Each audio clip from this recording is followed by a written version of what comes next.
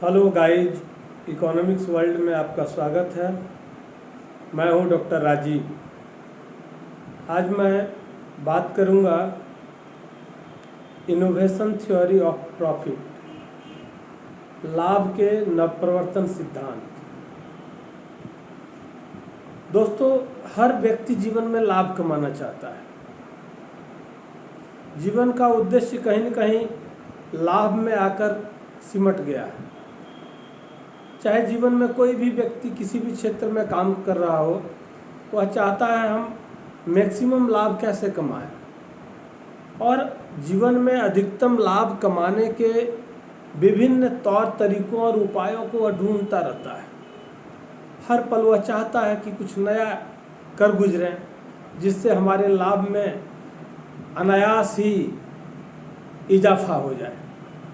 निश्चित रूप से वर्तमान दौर में जिस गति से दुनिया आगे बढ़ रही है, जितनी चुनौतियां लोगों के सामने है, वैसे में हर एक इंसान चाहता है कि हम जीवन में अधिक से अधिक तेज़ी से कैसे डेवलप करें, कैसे विकास करें, कौन से तरीके अपनाएं।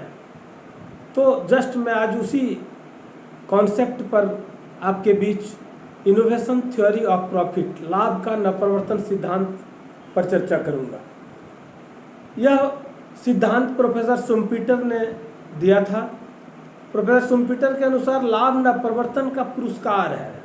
जब आप नए नए परिवर्तन करते रहते हैं, इनोवेटिव आइडियाज़ लगाते रहते हैं, माइंड अप्लाई करते रहते हैं, ऑलवेज कुछ नया करते रहते हैं, और उस नयापन के कारण, नवप्रवर्तन के कारण, इन्वेंशन के कारण, इनोवेशन के कारण जो लाभ प्राप्त होता है, उसको नवप्रवर्तन का पुरस्कार कहा है प्रोफेसर शुम्पीटर ने। साहसी का मुख्य कार्य क्या है? साहसी कौन है? हम और आप, जो विभिन्न क्षेत्रों में विविध प्रकार के कार्यों में अपनी एनर्जी लगा रहे हैं, चाहे वह दुकान हो, मकान हो, अपार्टमेंट हो, उद्योग हो, या जीवन में किसी भी क्षेत्र में व्यावसायिक तौर तरीके को अपनाकर यदि जीवन में हम आगे बढ़ रहे हैं, तो हम सब उद्यमी हैं, हम सब लोग साहसी हैं, जो लोग कुछ कर रहे हैं। तो साहसी का मुख्य कार्य क्या है? साहसी का मुख्य कार्य है नवप्रवर्तन, इनोवेशन। इनोवेशन का सामान्य अर्थ क्या होता है? Commercial application of innovation, invention का व्यावसायिक कार्यान्वयन, व्यावसायिक रूप से नएपन लाने का जो प्रयास है, व्यावसायिक रूप से हमेशा कुछ नया करने का जो तौर तरीका, तकनीक, टेक्नोलॉजी एडॉप्ट करने की जो लालसा है, जिसके कारण हम अपने व्यावसायिक क्षेत्र में, व्यावसायिक जीवन में निरंतर आगे बढ़ते चले जाते हैं। यह नवप्रवर्तन, यह इन्वेंशन है जो साहसी का मुख्य कार्य है, और उसी कार्य के आधार पर वह आगे बढ़ता है। प्रोफेसर शुम्पीटर कहते हैं कि नवप्रवर्तन का व्यापक अर्थ क्या है? व्यापक अर्थ में हम यह समझते हैं कि कोई नई विक्रय नीति करने के लिए क्या करना पड़ेगा? नवीन उत्पादन तकनीक को अपनाना पड़ेगा, नई टेक्नोलॉजी को एडॉप्ट करना पड़ेगा। अगर हम नई टेक्नोलॉजी को एडॉप्ट नहीं करते हैं तो आप हमेशा लाभ नहीं कमा सकते हैं। नई तकनीकी को जब हम एडॉप्ट करते हैं तो क्या होता है? जिसके द्वारा हम क्रमशः वस्तु की बिक्री में वृद्धि कर सकें अथवा लागत में कमी ला सकें। लाभ कमाने के लिए आपको दो बातों पर ध्यान देना होगा। पहला, कि हम वस्तु की मात्रा में, उसकी इकाई में वृद्धि करें, यानी बिक्री लागत में कमी लाना अर्थात विक्रय में वृद्धि करना, जितनी इकाइयां हम बेच रहे हैं उससे अधिक इकाइयां बेचें। और दूसरा, लागत में कमी लाना, जितने लागत पर, जितने कॉस्ट पर हम प्रोडक्शन कर पा रहे थे, उस कॉस्ट में कमी करना। तो जब भी हम उत्पादन की नवीन तकनीकी को अपनाते हैं तो उससे दो फायदा होता है। एक तो वस्तु की बिक्री में वृद्धि की जाए अथवा लागत में कमी की जा सके। अगर ऐसा होता है तो यह नवप्रवर्तन की श्रेणी में आता है। इस तरह से नवप्रवर्तन को दो वर्गों में बांटा जा सकता है या दो प्रकार से हम उसको समझ सकते हैं। पहला क्या है, कॉस्ट रिड्यूसिंग इनोवेशन, यानी लागत में कमी कैसे कर सकते हैं हम। लागत में कमी लाने वाला नवप्रवर्तन क्या है, किस प्रकार से हम लागत में कमी ला सकते हैं। प्रथम प्रकार का नवप्रवर्तन जो है वह उत्पादन लागत में कमी लाता है, यानी जितनी लागतें पहले लग रही थी अब नवप्रवर्तन के कारण, इनोवेशन के कारण, इनोवेटिव आइडियाज को लाने के कारण अब वो लागतें कम हो जाती है। इसके अंतर्गत उत्पादन परिवर्तित हो जाता है और उत्पादन उन्नत एवं सस्ते तरीके से हम कैसे कर सकते हैं, इसके लिए इनोवेशन किया जाता है, जिसके परिणाम स्वरूप लागत में कमी आती है। नवीन उन्नत तकनीकी का प्रयोग, परिवर्तनशील लागत के सस्ते स्रोतों की खोज, प्रबंधकीय व्यवस्था में उन्नति आदि उत्पादन लागत में कमी लाता है। जैसे ही मैनेजमेंट को डेवलप करते हैं, मैनेजमेंट की टेक्नोलॉजी को डेवलप करते हैं, मैनेजमेंट की थ्योरी को डेवलप करते हैं, तो वैसे वैसे लागतों में कमी आती जाती है। तो पहला क्या है, कॉस्ट रिड्यूसिंग इनोवेशन, लागत में कमी लाना। और दूसरा क्या है, डिमांड इंक्रीजिंग इनोवेशन। और दूसरा है कि मांग में वृद्धि कैसे किया जाए, मांग अधिक कैसे हो, हमारी ही वस्तु की मांगें हर जगह कैसे हो सकती है, उसके लिए हमको कैसे इनोवेशन करना है। तो वृद्धि करने वाला नवप्रवर्तन क्या है, किस तरह से हम मांग में वृद्धि कर सकते हैं। मांग में वृद्धि करने के लिए हमको क्या करना पड़ता है, इसके अंतर्गत वैसे तरीकों का उपयोग किया जाता है जिससे कि मांग में वृद्धि हो जाए। इसके अंतर्गत नवीन वस्तुओं के उत्पादन पर ध्यान दिया जाता है। जो वस्तुएं अभी बाजार में नहीं है, उस तरह की वस्तुओं को हम कैसे मार्केट में लाएं, उसका आकर्षक विज्ञापन कैसे करें, विज्ञापन के तौर तरीके प्रभावी कैसे हों। जब विज्ञापन के तौर तरीके प्रभावी होंगे तो डिमांड बढ़ेगा, अर्थात वस्तुओं का आकर्षक स्वरूप, एट्रैक्टिव लुकिंग हो। विज्ञापन के आकर्षक एवं प्रभावी तरीके आदि को अपनाते हैं, जिससे बाजार क्षेत्र में विस्तार होता है या बाजार क्षेत्र में विस्तार संभव हो एवं वस्तुओं की मांग में वृद्धि की जा सके। नवप्रवर्तन के उपरोक्त दोनों जो तरीके हैं, एक क्या है कॉस्ट रिड्यूसिंग और दूसरा क्या है डिमांड इंक्रीजिंग। तो ये दोनों जो तरीके हैं उनमें से कोई भी एक तरीका अगर आपका सफल हो जाता है, यानी उद्यमी का कोई एक तरीका सफल हो जाता है, तो आप इनोवेशन के अंतर्गत आते हैं या उसका आपका इनोवेशन सफल हो जाता है। आपने जो इनोवेटिव आइडियाज़ लाया अपने व्यापार में वह सफल हो जाता है। वह ये दो शर्तों पर लागू होता है, या तो मांग में वृद्धि हो अथवा लागत में कमी हो जाए। तो यदि मांग में वृद्धि हो या लागत में कमी हो, इन दोनों ही स्थितियों में कोई एक ही स्थिति में आप सफल हो जाते हैं तो यह इनोवेशन कहलाता है। दोनों की स्थितियों में साहसी को लाभ प्राप्त होता है। इनोवेशन होने से क्या होगा, लाभ प्राप्त होगा। जो मैंने पहले ही कहा कि लाभ प्राप्त करने के लिए आपको ऑलवेज नए नए आइडियाज़ अप्लाई करने होंगे, इनोवेशन करना होगा, नवप्रवर्तन करना होगा, इन्वेंशन करना पड़ेगा। स्पष्ट है कि यदि लागत प्रचलित लागत से कम है, यदि लागत प्रचलित लागत से कम है अथवा कीमत प्रचलित कीमत से अधिक हो तो साहसी को लाभ प्राप्त होगा। जब कभी भी नवप्रवर्तन अपनाया जाता है, साधनों का पुनर्वितरण होता है।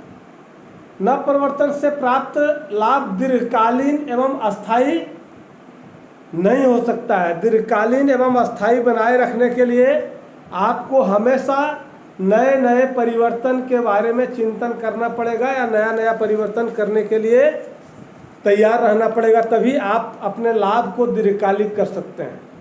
कोई भी साहसी, हम हो आप हो, चाहे कोई भी व्यापार क्षेत्र में या जीवन के किसी भी क्षेत्र में आप पढ़ा रहे हो, पढ़ रहे हो, कंपटीशन की तैयारी कर रहे हो, जहाँ कहीं भी आप अपने आप को पाते हैं वहाँ आपको इनोवेटिव आइडिया लाना पड़ेगा।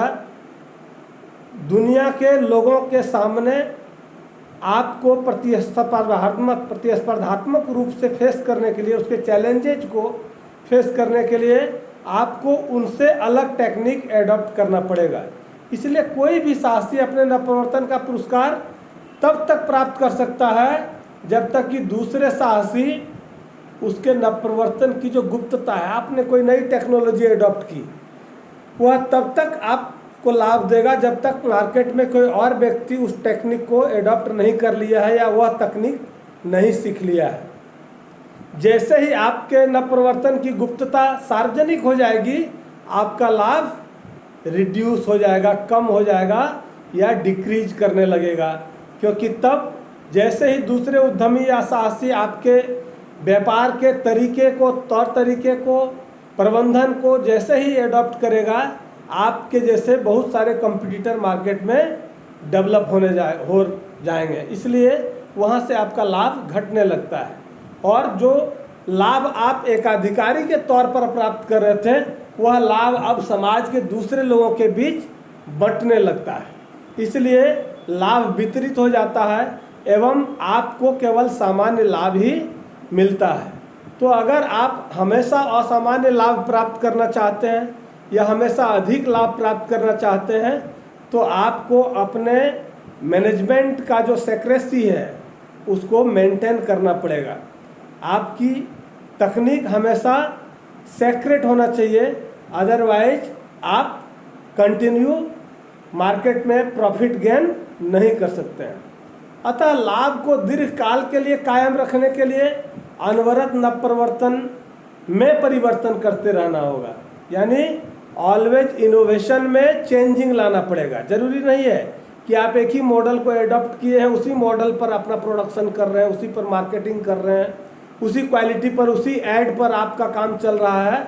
ऐसा करते रहने से आप कंटिन्यू लाभ प्राप्त नहीं कर सकेंगे, आपका लाभ प्रभावित हो जाएगा। अगर आप हमेशा लाभ प्राप्त करना चाहते हैं तो आपको हमेशा नव प्रवर्तन में परिवर्तन करना होगा, इनोवेशन को चेंज करते रहना पड़ेगा, तब आप ऑलवेज मार्केट में नंबर 1 बने रहेंगे। इसलिए लाभ को दीर्घकाल के लिए कायम रखने के लिए अनवरत नव परिवर्तन में परिवर्तन करते रहना आवश्यक है। जब भी कोई साहसी नवीन नव परिवर्तन लाता है, नई आइडियाज को लाता है मार्केट में, तो वह एक आधिकारिक स्थिति में होता है, यानी मोनोपोलिस्टिक कंडीशन में होता है या उसकी मोनोपोली होती है, क्योंकि मार्केट में कोई कंपटीटर नहीं होता उसका, वह अकेला व्यक्ति होता है और वह जो प्रोडक्शन करता है उसके प्रोडक्शन का भी कोई जोड़ा नहीं होता है, कोई कंपेयर नहीं है।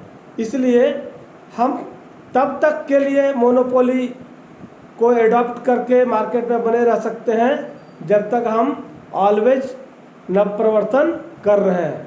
परंतु जैसे ही कोई प्रतिद्वंदी इसका अनुसरण कर लेगा, कोई कंपटीटर मार्केट में खड़ा हो गया, तो वैसे ही आपकी जो एक आधिकारिक स्थिति है वह समाप्त हो जाती है। अतः नवप्रवर्तन में कंटिन्यू सतत प्रयत्नशील साहसी जो होता है वह अपने लाभ को for the long term period के लिए भी वह मेंटेन कर सकता है और प्रयत्नशील रहने वाला व्यक्ति ही दीर्घकाल में भी अपने लाभ को बनाए रख सकता है। इस संबंध में प्रोफेसर स्टिगलर ने बड़ी अच्छी बात कही है। प्रोफेसर स्टिगलर अर्थशास्त्र के बड़े विद्वान प्रोफेसर थे। उन्होंने कहा है कि unless one can construct permanent monopoly, such profit as are realized by successful innovator are essentially transitional. The successful innovator can continuously seek new disequilibrium profits since the horizon of conceivable innovation is unlimited.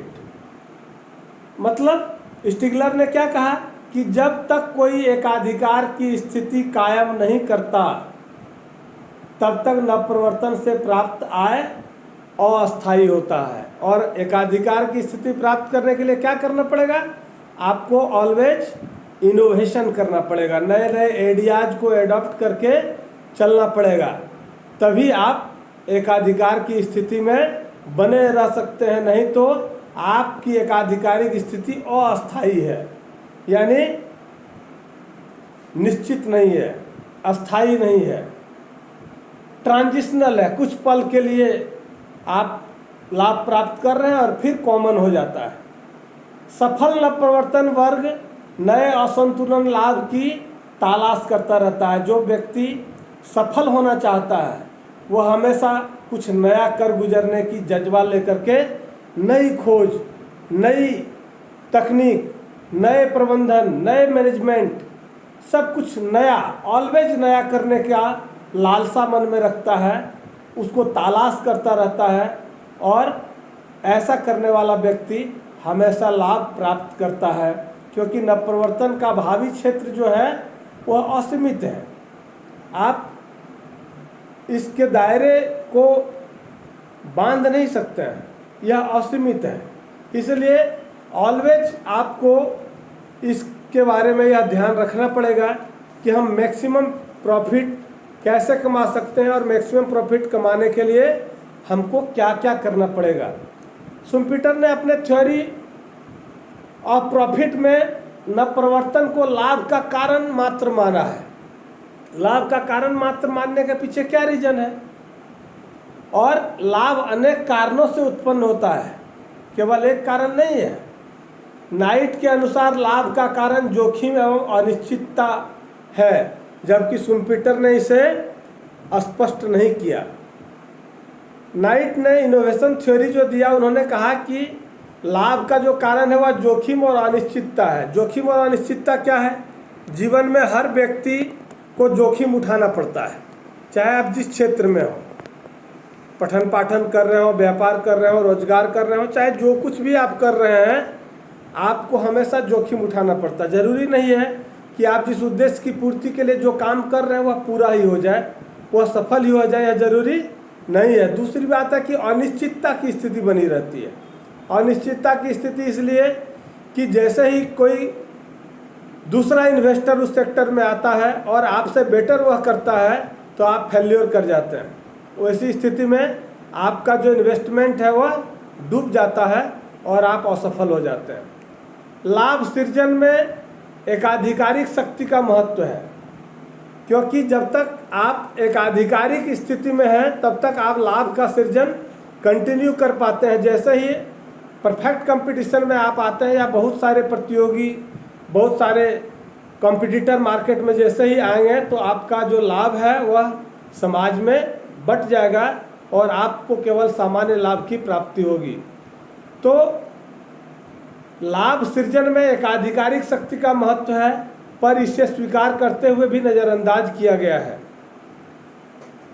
परंतु आधुनिक समय में इसकी लोकप्रियता काफ़ी बढ़ी हुई है और वर्तमान समय में हम जिस मार्केट को देख रहे हैं, दुनिया की अर्थव्यवस्था को जो देख रहे हैं, उस अर्थव्यवस्था में इसका महत्व काफ़ी है।